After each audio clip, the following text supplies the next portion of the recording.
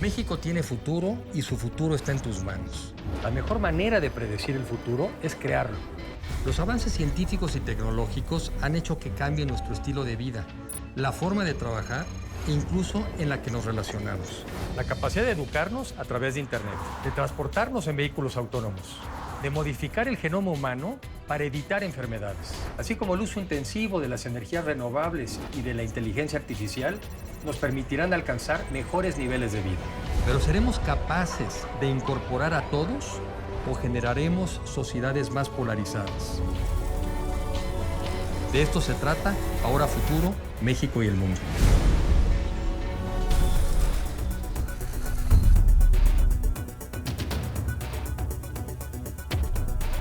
Me remonto un poquito a cuál era la situación del país, por así decirlo, a mediados de los 90s. Lo que teníamos a mediados de los 90s era ya una experiencia de varias décadas en donde el gobierno de México había venido haciendo esfuerzos para reducir la pobreza a través de muchos programas. El más importante de ellos era un programa que manejaba CONASUPO para subsidiar las tortillas, porque se consideraba que era el bien de consumo principal, entonces había que mantener su precio por abajo del precio de mercado. Pero había muchos otros programas, Enrique. Había programas de distribución de leche, había programas de distribución de pan. En las zonas rurales había tiendas donde se vendían productos con descuento, a veces se distribuían canastas de alimentos y había todo tipo de subsidios, algunos dirigidos a las familias pobres, otros generalizados, como en el caso de la tortilla. La experiencia que teníamos a mediados de los 90 es que eran muy poco eficaces, que en realidad el gasto público que estábamos haciendo se traducía en prácticamente ninguna incidencia en materia de reducir la pobreza. Y esto tenía muchas razones. Parte, el gasto se disipaba entre demasiadas personas, no se concentraba en los que realmente lo necesitaban, pero también en parte no se estaba enfocando en los problemas que realmente importaban. Y te doy un ejemplo. Muchas de las familias pobres de México, particularmente a mediados de los 90s, que se concentraban en el medio rural, tenían condiciones de higiene y condiciones de salud muy desfavorables, afortunadamente. Entonces, tenían problemas gastrointestinales, problemas de infecciones. Si tú subsidias los alimentos y es lo único que haces, en el fondo lo que estás haciendo, esto va a sonar muy duro, muy feo, pero quiero dar la imagen, estás subsidiando a los gusanos que viven en los estómagos de esas personas, pero no estás ayudando realmente. Se sabía entonces que tendríamos que mejorar las condiciones de salud de las familias para que el acceso a más alimentación realmente se convirtiera en más energía motriz y no fuese desperdiciada por tener problemas de diarrea, etc. Igualmente, el gobierno había hecho muchos esfuerzos en expandir la cobertura de educación, pero teníamos datos de que muchos de los niños no iban a la escuela, no porque no hubiese una escuela cerca del poblado, sino porque la familia requería el trabajo del niño para piscar café, o para que la niña cuidara al hermanito menor, o para ayudarle a la mamá a limpiar la casa, o para pedir limosnas, etc. Todo esto llevó a un replanteamiento de los apoyos contra la pobreza en México a mediados de los 90s. Y se cambió el enfoque a un enfoque de invertir en el capital humano de las familias pobres.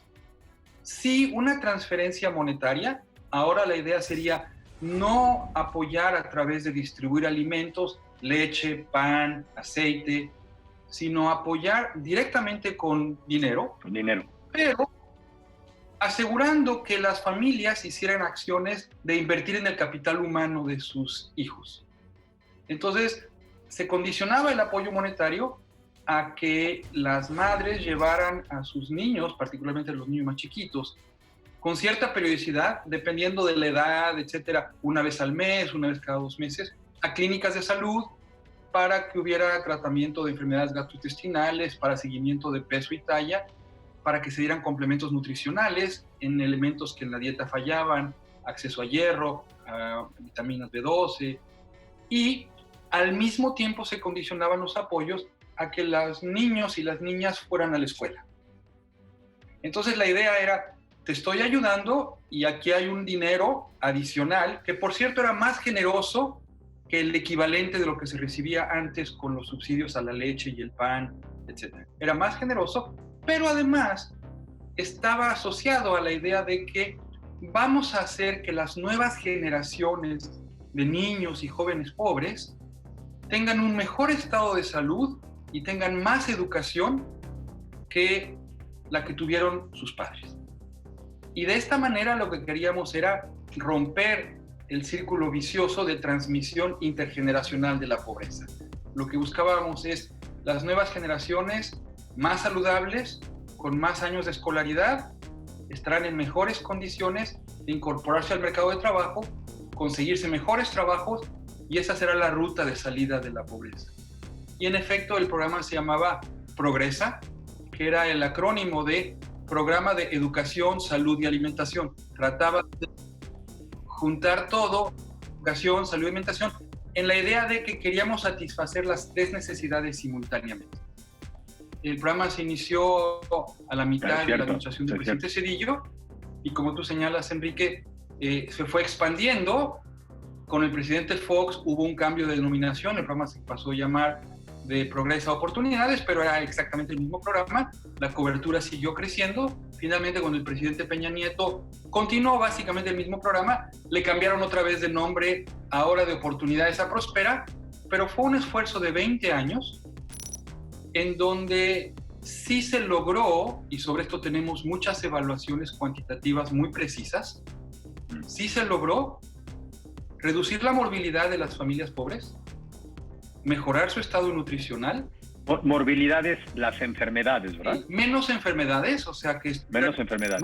Menos días perdidos porque se sentían mal, menos enfermedades en general, mejores indicadores de nutrición, no en todas las dimensiones, más consumo de vitaminas, dietas más balanceadas, seguía habiendo problemas con el hierro, pero en general mejores indicadores de nutrición y mejoras importantes en la escolaridad de la población. Se logró cambiar y ahora la asistencia escolar de niñas mayor que niños. Y en efecto también, como tú señalas, Enrique, el programa fue ejemplo para que muchos países, primero en América Latina y luego posteriormente en el resto del mundo, copiaran la experiencia mexicana. En África, en Asia, en Turquía, en diferentes partes del mundo que tienen un programa prácticamente idéntico al programa mexicano con algunas variaciones y que ha resultado exitoso en el objetivo preciso, y esto va a sonar como un tecnicismo, Enrique, pero no lo es. Fue exitoso en el objetivo de invertir en el capital humano de las familias pobres, no reducir la pobreza. Son dos cosas diferentes. Me imagino que se asumía en ese entonces, pues que al aumentar el capital humano de las personas, pues ibas a incidir en disminuir la pobreza. Y después, como dices, en cada administración que yo recuerdo, pues siempre en el presupuesto se trataba de ampliar la cobertura del programa. Entonces, ¿con cuánto empezaron y con cuánto acabaron? Empezó en julio del 97 con cobertura de 300,000 familias. Al finalizar el presidente Peña Nieto, el programa tenía una cobertura de aproximadamente 6,5 millones de familias. Para dar una idea de cuántas son, en el país hay como 25 millones de familias. Entonces, más o menos, 1 de cada 5 familias mexicanas estaba siendo apoyada por el programa. Y el presupuesto, como tú lo señalas, Enrique, fue creciendo poco a poco. Al principio el programa se financió, y eso fue mi responsabilidad cuando yo estuve en la Secretaría de Hacienda. Como estábamos en una situación muy compleja presupuestariamente, el dinero que se iba reduciendo de los subsidios generalizados se iba pasando a Progresa, entonces estaba mucho mejor focalizado en la gente que lo necesitaba, y luego, posteriormente, ya con los mayores aumentos de cobertura fue creciendo. Al finalizar el presidente Peña Nieto, este programa se gastaba aproximadamente 0.4% del PIB, un poquito menos que 0.5% del PIB. Es muy razonable, no es mucho, pero al mismo tiempo es muy manejable. Es una cifra relevante que desde el punto de vista del país es de las inversiones potencialmente más rentables que se puede hacer. Porque con menos de 0.5 punto del PIB hacemos una inversión en 1 de cada 5 mexicanos para que tengan mejor salud y mejor educación y puedan, si todo lo demás funciona, contribuir al desarrollo de nuestro país. Las familias pobres lo que más quieren es una oportunidad para estar mejor y para contribuir. Ellas no quieren estar en la pobreza permanentemente ni estar recibiendo apoyos permanentemente. Lo que necesitan es una oportunidad para escaparse del círculo vicioso que las tenía atrapadas en la pobreza. Y Progresa era una apuesta a que se iba a romper ese círculo vicioso. La apuesta falló, no porque el programa no funcionó, sino porque las otras cosas que se tenían que hacer no se hicieron. Y entonces seguimos todavía con altos índices de pobreza. Es en el último año y medio donde la estrategia para sacar a los mexicanos de la pobreza ha sufrido fuertes cambios. Lo que ocurrió con esta administración es que el programa Prospera cambió su orientación.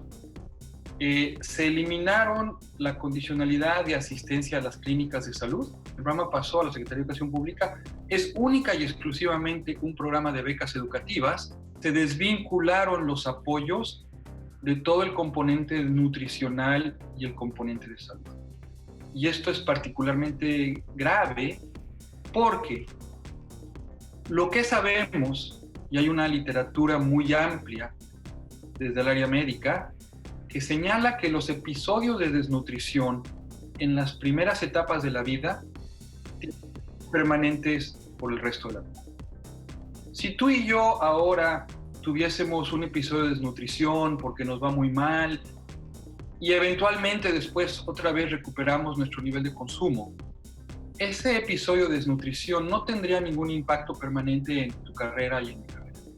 Pero si tú tomas un niño de 1 año, de 9 meses, de 15 meses o de 20 meses y tiene algún episodio de desnutrición, eso probablemente le va a afectar sus capacidades cognitivas, sus capacidades de adquirir conocimientos y de desempeñarse adecuadamente en la vida por el resto de su vida. También porque tenía elementos para mejorar la salud de la madre, tenía elementos de salud materna y también del resto de la familia. No solamente cuadros de vacunación, sino también información respecto al tratamiento de desechos humanos, información respecto a la salud sexual, información respecto a las enfermedades que se pueden transmitir.